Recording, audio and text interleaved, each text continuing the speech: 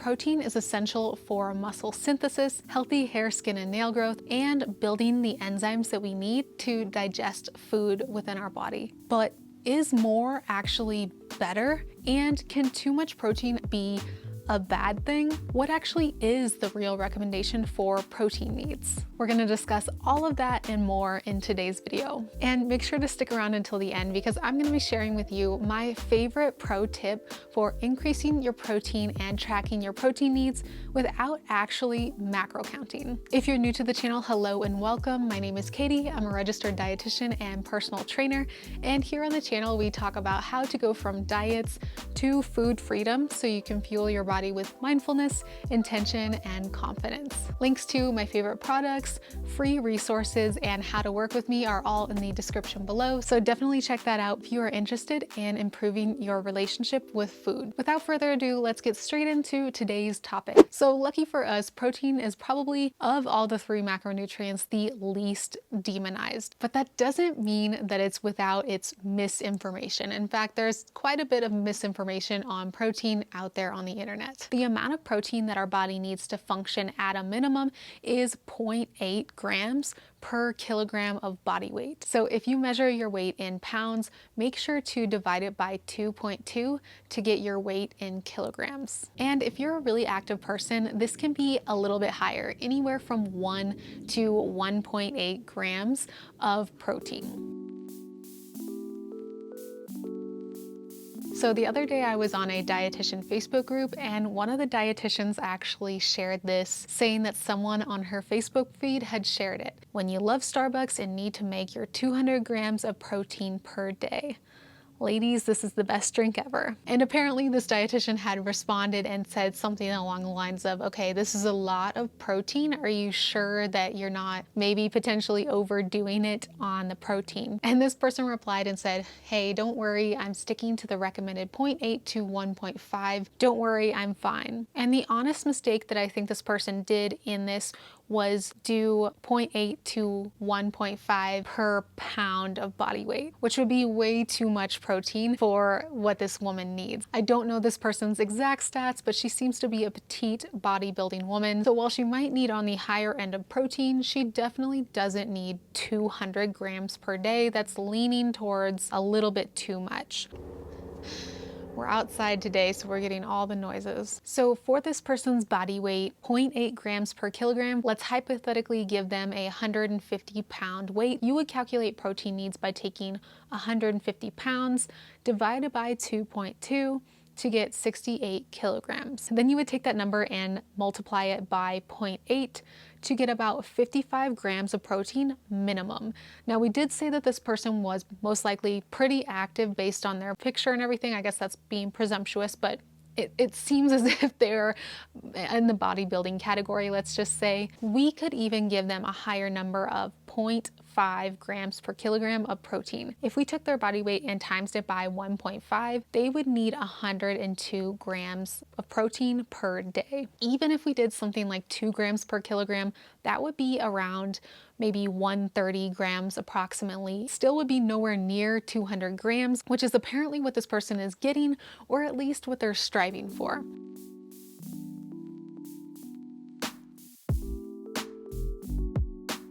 Okay, so how exactly do we know the line of how much protein is too much, and is too much protein really that bad of a thing? Studies show that the upper limit for protein is approximately 2.0 to 2.5 grams per kilogram. And I'm sure there's going to be some bodybuilders out there that are freaking out. Yes, it is very normal for bodybuilders to be kind of towing this line of the upper level of protein, probably closer to 2 grams per kilogram or 2.2 grams per kilogram, but they are the exception.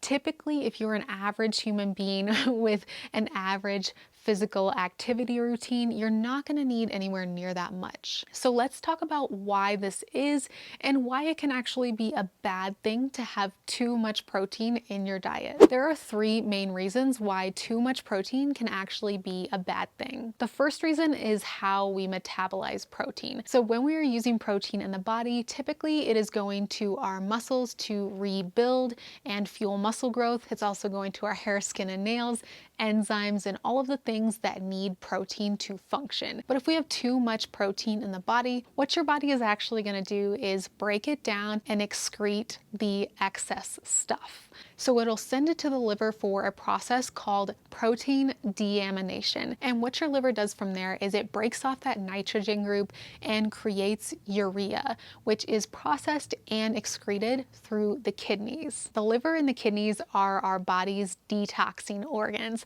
So they are totally designed and built to do stuff like this and to process that extra waste in the body and excrete it through the form of going number 1 and number 2. But just like a car that has 250,000 miles on it, it's more likely to break down the more it's used. So if you're taking in excessive amounts of protein and your body is having to do double time to process that nitrogen and form urea and process it through the kidneys, then it can definitely mess with kidney function if done in excess, especially if you have any sort of history of kidney issues. If you have any sort of kidney disease or kidney issues in your family, I would really highly reconsider overdoing it on the protein if you are in any question that you might be overdoing it, because this can definitely cause problems down the line. And you might be thinking, okay, Katie, well, I have no history of kidney issues. I think I'm fine. Let me explain 2 more reasons why it can be a bad thing to have too much protein. The second reason having too much protein can be a bad thing is that oftentimes, at least from what I've seen, people who have excessive amounts of protein in their diet often have a lot of red meat in their diet. And this can cause your LDL cholesterol to increase, which is quote unquote the bad cholesterol that can build up in your arteries and cause plaque, leading to heart attack and stroke. There is definitely a lot of hot debate on this topic, especially in the keto and paleo communities. But trust me on this one, saturated fat and the correlation between LDL cholesterol and heart disease and stroke and stuff like that has been widely researched in the past and is pretty widely known among the scientific communities. That said, I am always open to new research studies and different things pointing out flaws in the research, so send them to me if you have any debate on this topic. I'm always open to the research. And the third reason why too much protein can be a bad thing is that it can crowd out other things like B vitamins, fiber, vitamins, and minerals that we often get from carbs. So again, I see this a lot in the fitness community in particular. We tend to skimp out on the carbs above all. But this can really cause problems. For one, having plenty of complex carbohydrates rich in fiber can be really beneficial to protecting our body against some of the things that I mentioned earlier related to LDL cholesterol and heart attack and stroke. So the amazing thing that fiber does, among many things actually, is it serves as kind of a broom and a detox to our gut. So it takes anything that our body doesn't need or has in excess, absorbs it, and excretes it out again when we go number 2.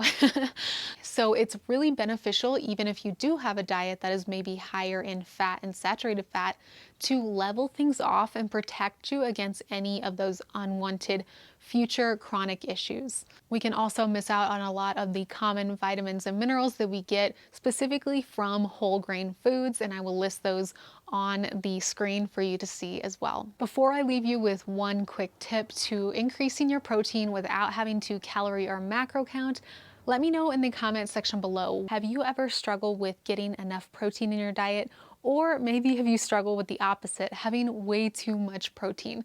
Let me know your experience with either in the comment section below. Also, let me know if this video was helpful and what topics you'd like to see me cover in a future video. And hey, if you want to take this one step further, I have a free masterclass training on the 5 ways to fuel your fitness goals without dieting. So check that out in the description below. All right, so my pro tip for increasing your protein and tracking your protein needs, making sure you're getting enough in without actually calorie or macro counting, is the hand method. And while the hand method has a larger component to it, we're going to just talk about the protein part today. So hold up your palm and track that square part of your palm, and this is about 20 to 30 grams of protein. So if you are ever kind of guesstimating your protein, or you're out to dinner and you're like, okay, how much protein do I actually need? You can use the hand method to guesstimate how much you're getting from that meal. So typically I'm going to recommend 1 to 2 palms of protein per meal, and maybe a half to 1 during snack time. So this is a really easy and simple and fun way to figure out how much protein you're getting. Let me know in the comment section below if this was helpful, and let me know your questions as well. I'd love to hear from you in the comment section below. If you enjoyed this video, then click or tap the screen to head on over to the next video and continue hanging out with me on the channel. If you enjoyed topics like this, definitely hit subscribe and hit the like button, and check out some of the free resources in the description below. Thanks so much for hanging out today, and I'll see you in the next video. Bye guys.